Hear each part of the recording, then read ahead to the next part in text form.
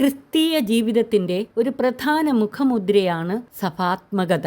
ദൈവം ഒരു സ്നേഹ കൂട്ടായ്മയാണ്. ക്രിസ്തീയ ജീവിതവും കൂട്ടായ്മയുടെ ജീവിതമാണ്. ദൈവത്തോടും മനുഷ്യരോടുമുള്ള കൂട്ടായ്മയിലുള്ള ജീവിതം. ക്രിസ്തുവിലുള്ള വിശ്വാസം വഴി ത്രിയേക ദൈവത്തിൻ്റെ സ്നേഹ കൂട്ടായ്മയിലേക്ക് സകലരെയും ക്ഷണിക്കുകയും ആനയിക്കുകയും ചെയ്യുകയാണ് തിരുസഭയുടെ പ്രധാന ധർമ്മം. സഭാത്മക ജീവിതത്തിൽ നാം ആഴത്തിൽ അടുത്തറിയേണ്ട രണ്ട് പ്രധാന മേഖലകളുണ്ട്. ഒന്ന്, തിരുസഭയും സഭയുടെ ആരാധനക്രമവും. രണ്ട്, സഭയുടെ ആരാധനക്രമ വത്സരവും ആരാധനക്രമ വത്സരത്തിലെ പ്രധാന പെരുന്നാളുകളും. യാമപ്രാർത്ഥനകളും കൂദാശകളും കൂദാശ അനുകരണങ്ങളും അടങ്ങുന്ന തിരുസഭയുടെ പരസ്യ ആരാധനയുടെ ക്രമത്തെയാണ് ആരാധനക്രമം എന്ന് വിളിക്കുന്നത്.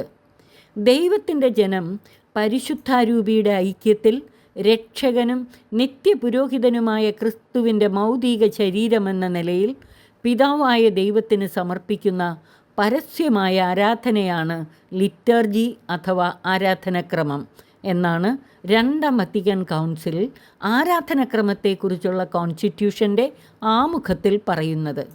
നിത്യപുരോഹിതനായ ക്രിസ്തു വഴി സ്വർഗീയരോടും ഭൗമികരോടും ഒന്നു ചേർന്നാണ് നാം പരമപിതാവിന് ആരാധന അർപ്പിക്കുന്നത്. ആരാധനക്രമത്തിൻ്റെ കേന്ദ്രം പരിശുദ്ധ കുർബാനയാണ്. സ്വർഗീയ ജെറുസലേമിലെ നിത്യ ആരാധനയുടെ ഒരു മുൻ ആസ്വാദനമാണ് ഭൗമികമായ ഈ ആരാധന വഴി നമുക്ക് കൈവരുന്നത്. മനുഷ്യന് തൻ്റെ യഥാർത്ഥ സൗഭാഗ്യവും ശാശ്വതമായ ആനന്ദവും ദൈവത്തിൽ മാത്രമേ കണ്ടെത്താനാവൂ.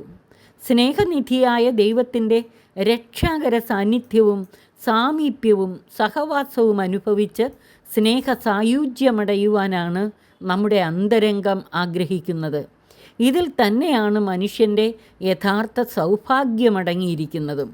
ഈ അനശ്വര സൗഭാഗ്യത്തിലേക്കുള്ള ഏറ്റവും എളുപ്പമാർഗം യേശുക്രിസ്തുവിലുള്ള വിശ്വാസം വഴി തിരുസഭയോട് ചേർന്ന് നിന്നുകൊണ്ട് ശരിയായ വചനാധിഷ്ഠിതവും ആരാധനക്രമപരവുമായ ജീവിതം നയിക്കുക എന്നതാണ്.